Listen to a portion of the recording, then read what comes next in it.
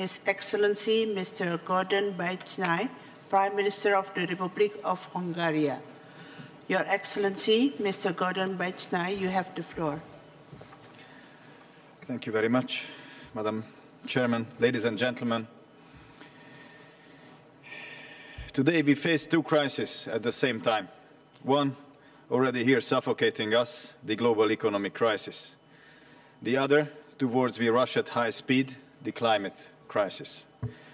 We as leaders have a duty to solve both the problems of today and tomorrow.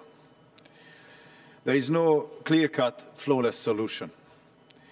But somewhere out there must exist a path, a narrow one, that of responsibility as opposed to the reckless destruction of the earth as a sustainable habitat for the human race. I firmly believe that sustainability and development can be reconciled, that competitiveness will be boosted in the medium and long term by green growth that will contribute to the creation of more and better jobs in our economies. But for that, we must change the way we produce and consume things, limit our emissions, make our energy consumption more reasonable and efficient, rely more and more on sustainable energy resources. Foresight, fairness, generosity and reason. These attitudes must drive us in the negotiations. And one more.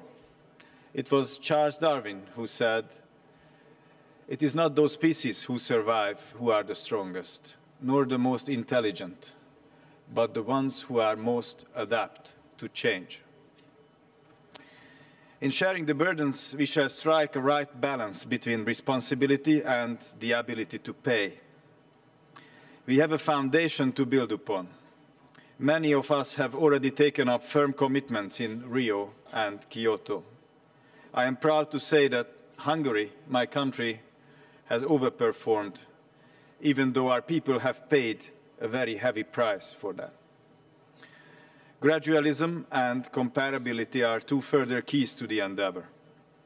We ought to give time and support to our populations and industries to change and adapt in lifestyle, production and consumption patterns.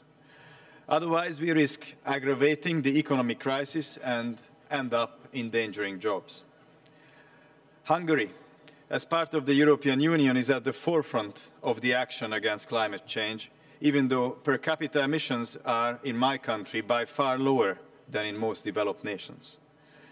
We are ready to go even further, but the others must board the train as well.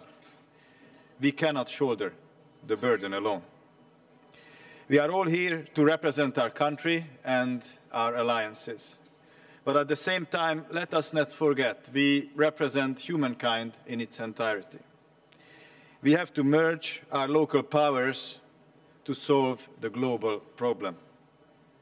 This is no time for complacency and wishful thinking, but it is time to face the entire problem and deal with it. Without tangible results, we cannot go home, because for some among us will soon have nowhere to go home. We might end up with less than we expected, not to mention what the demonstrators outside this conference center demand from us. Nevertheless, we must agree in the broad framework of a just and effective climate deal here and now. Otherwise, my children will be asking me in 20 years, "Dad, what were you thinking?" And I would rather tackle this problem now than face the question then. Thank you for your attention.